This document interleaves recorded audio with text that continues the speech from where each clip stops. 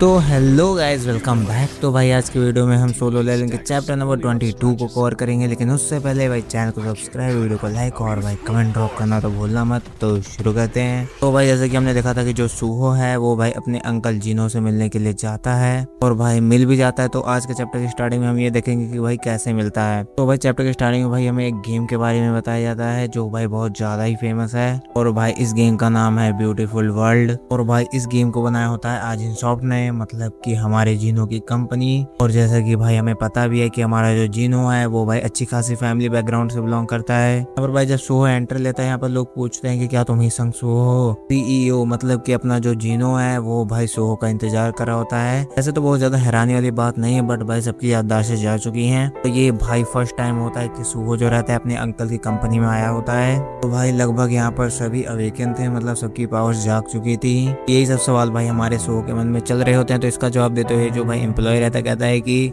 भाई सबकी पावर्स तो जाग चुकी हैं, लेकिन डंजन के अंदर जाने से इनकी फटती है। तो वैसे ये लोग भाई डंजन के अंदर जाएंगे, लेकिन तब जब उनकी भाई सैलरी को बढ़ाया जाएगा। तो यहाँ पर भाई जो सो रहता है भाई पूछ भी लेता है कि जो गेमिंग कंपनी है ये हंटर्स से रिक्वेस्ट भी कर सकती है। फिर भाई जो एम्प्लॉय रहता है बताता भी कि हाँ इसके ऊपर काम चल रहा है अभी, बट मैं आपको इसके बारे में कोई भी डिटेल्स नहीं दे सकता। तो भाई जो सो रहता है भाई सोच रहा था क्या ये सब हंटर्स से रिलेटेड ही गेम बना रहे हैं। तो ये भाई जो जिनो रहता है भाई चिल्लाते हुए कहता है कि देखो यहाँ पर कौन आया है, तुम बहुत दिनों बाद मिले हो, बहुत समय हो गया है। उसके बाद भाई जो जीनो रहता है वो भाई सूहो को डांटने लगता है, बिकॉज जो सूहो है वो भाई हाल ही तो बात करता नहीं है। और लास्ट टाइम भाई इनकी बात हुई थी यूनिवर्सिटी में जब मिस्ट बंस ने अटैक किया था तब। और भाई इस अटैक को लेकर जो हमारे सूहो की आंटी रहती है वो भाई चिंतित हो रही होती है हमारे सूहो के लिए। तो भाई इस सवाल का जवाब आप दोगे कि भाई सूहो की आंटी कौन हो सकती है। भाई सूहो भी बहाना मारते थे कि मेरे पास ज्यादा टाइम नहीं था, मैं बहुत व्यस्त था, इसलिए मैं नहीं फोन मिला पाया, तो आई एम सॉरी। यहाँ पर भाई एक कोने में फोटो भी देखते हैं जिसमें एक लड़की होती है और एक भाई ह्यूमन होती है, लेकिन उसका फेस नहीं रिवील होता है। और भाई इस फोटो के हिसाब से हमारे जीनो की फैमिली है, जिसमें जीनो है, उसकी वाइफ है और उसका एक बच्चा भी है, मतलब बच्ची है। फिर भी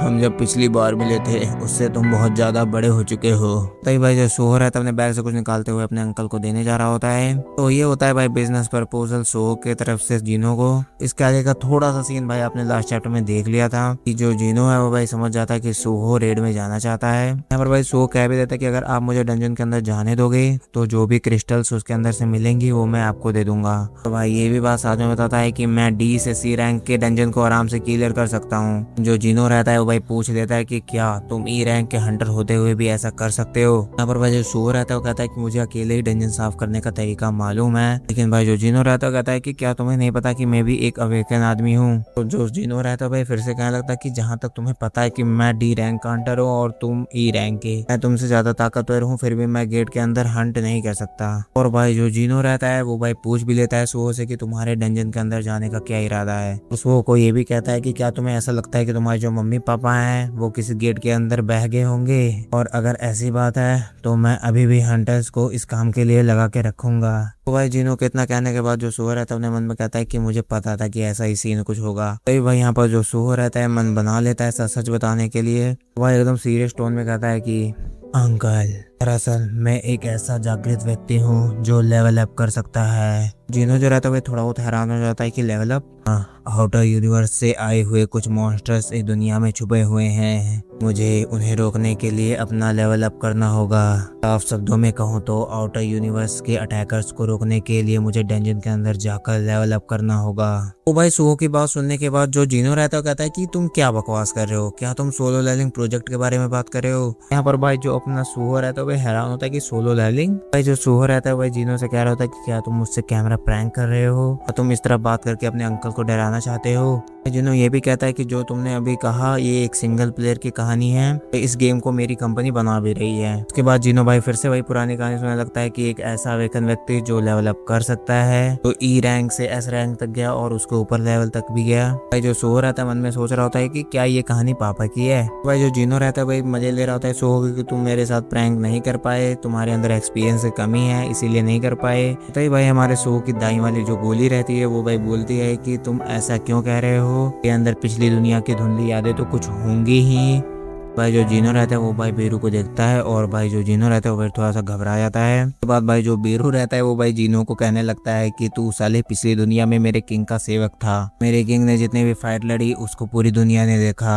भाई जो बीरू रहता है भाई चाबी निकालते हुए कहता है कि मैं तुम्हें बोलकर नहीं समझा सकता, मेरे हिसाब से तुम्हें ऐसे ही ज्यादा समझ में आएगा, गिफ्ट है शैडो मोनार्क की तरफ से। तो उसके बाद भाई इतना कहते हुए जो बीरू रहता है चाबी हमारे जीनो के सीने में लगाने लगता है। भाई जो जीनो रहता है एक अलग ही जगह पे चला जाता है जहाँ पर पूरा भाई वाइट होता है पूरा माहौल, और तभी भाई वहाँ पर कोई आ भी रहा होता है और भाई ये होता है हमारा जीनो जो भाई पिछली दुनिया में डी रैंक का हंटर था। जीनो भी यहाँ पर सोचने लगता है कि मैं हूँ। उसके बाद हमारे जीनो को पिछली दुनिया के सभी सीन याद आ जाते हैं। भाई ये सब यादें याद आने के बाद भाई जो जीनो रहता है भाई रोने लगता है बच्चों की तरह। यहाँ पर जो जीनो रहता है भाई रोते हुए कहने लगता है कि क्या हम जिन्हों से फिर से इस दुनिया में मिल सकते हैं। भाई ये सब देखकर जो सुअर रहता है बेरू से पूछ रहा था कि तुमने इसके साथ क्या किया। भाई जो बेरू रहता है भाई कहता है कि डोंट वरी, उसे अपनी पिछली दुनिया की यादें वापस मिल गई हैं, तो इसलिए ये सीन हो रहा है इसके साथ। उसके बाद भाई जो जीनो रहता है भाई कहने लगता है कि मुझे पता है, मैंने देखा है जीनो की पावर्स को जिसकी कोई लिमिट नहीं है और तुम उसी के बेटे हो, तो ये चीज तुम्हें विरासत में मिली होगी। तो इन सभी बातों से भी हैरान होता है कि जो भाई जिनू है वो भाई आउटर स्पेस के इतारिम नाम के लोगों से लड़ रहा है। जो जीनो रहता है वो भाई हमारे जिनू को एक अलग ही लेवल का बंदा बता रहा होता है। भाई यहाँ पर सो भी कहता है कि मुझे अपने पापा का हाथ बटाने के लिए जल्दी ताकतवर होना होगा। भाई जो जीनो रहता है वो भाई कहता है कि हालात इतने ज्यादा क्रिटिकल हैं, फिर भी तुम इतने बड़े गधे हो कि तुम मेरे पास एक बिजनेस प्रपोजल लेकर आए हो, तुम एकदम अपने पापा की तरह हो। फिर भाई जिनू कहने लगता है कि अब मैं सिचुएशन को समझ चुका हूँ, तो मुझे लगता है कि तुम्हें मुझे बच्चों की तरह ट्रीट नहीं करना चाहिए और ना ही तुम्हारे बारे में रक्षा करने की सोचनी चाहिए। तो भाई इतना कहते हुए जो जीनो रहता है हमारे शो के प्रपोजल को एक्सेप्ट कर लेता है। उसके बाद तो हमारा जो शो रहता है बहुत ज्यादा खुश हो जाता है। जो जीनो रहता है वो भाई अपने मन में सोच रहा होता है कि जो अपना जिनू है वो अकेले फिर से ही सबका सामना कर रहा है, लेकिन जिस वजह से उसने पिछली दुनिया की मुझे यादें दी तो इसका मतलब यह साफ था कि वो मेरी मदद चाहता था। इस चीज के लिए उसे मेरे ऊपर पूरा विश्वास था। भाई शो के लिए वो जितना हो सकेगा उतना करेगा। ये सब बातें भाई जो जिनो रहता है अपने मन में कह रहा होता है। तो यहाँ पर शो को देखते हैं जो भाई कहते हैं मास्क वास्क लगा के कातिलाना अदब में आता है। यहाँ पर हम देखते हैं कि भाई यहाँ पर बहुत सारे हंटर्स बैठे होते हैं। भाई ये जो हंटर्स की स्ट्राइक टीम होती है इसको हमारे जिनो ने भाई बुलाया होता है। यहाँ पर भाई एक हंटर बोल भी देता है हमारे सोच से कि तुम मुझे इतने सारे पैसे दोगे फिर भी मुझे गेट के अंदर नहीं जाने दोगे, क्या तुम सच में अकेले ही गेट के अंदर जाने वाले हो। तो यहाँ पर भाई जो सुअर रहता है कहता है कि हाँ मैं अकेले ही जाऊंगा। भाई वही हंटर फिर से कहने लगता है कि मुझे नहीं पता कि तुम्हें अपने स्किल्स के ऊपर कितना ज्यादा कॉन्फिडेंट है, लेकिन गेट्स को कम आंकना लापरवाही हो सकती है। अगर तुम्हें कभी भी ऐसा लगे कि तुम नहीं कर सकते तो बेझिझक हमें बुला लेना। मेरे शरीर की हालत इस तरह है लेकिन मैं तुम्हारी मदद करने के काबिल हूँ। भाई इतना सारा मोटिवेशन सुनने के बाद जो सुअर रहता है वो भाई थैंक यू बोलता है। लिटरली भाई ये इतना बड़ा लेक्चर दे दिया ना, ये तो सिर्फ मम्मी दे पाती है। यहाँ पर भाई जो सुअर रहता है अंदर जाते हुए कहता है कि अगर मुझे तुम्हारी जरूरत होगी तो मैं तुम्हें बता दूंगा। सुअर जो रहता है भाई गेट के अंदर जाते हुए अपने मन में कह रहा होता है कि पापा ने अकेले ही कई सारी जिम्मेदारियों का जिम्मा उठा रखा है और वे अभी भी ऐसा ही जीवन जी रहे हैं, इसीलिए ये जो टीम मुझे मिली है मैं उसके पीछे छुपे हुए इंटेंशंस की गर्माहट को महसूस कर सकता हूँ, लेकिन मैं नहीं चाहता कि वो सब कुछ अकेले ही संभालें। चलो लेवल अप करते हैं। तो भाई इसी के साथ ये चैप्टर यहीं पर होता है खत्म। तो भाई जाते जाते फिर से भाई चैनल को सब्सक्राइब, वीडियो को लाइक और भाई कमेंट करना तो भूलना मत। तो बाय बाय। तो भाई ये भी बता देना कि मेरी एक्सप्लेनेशन कैसी रहती है। तो बाय बाय।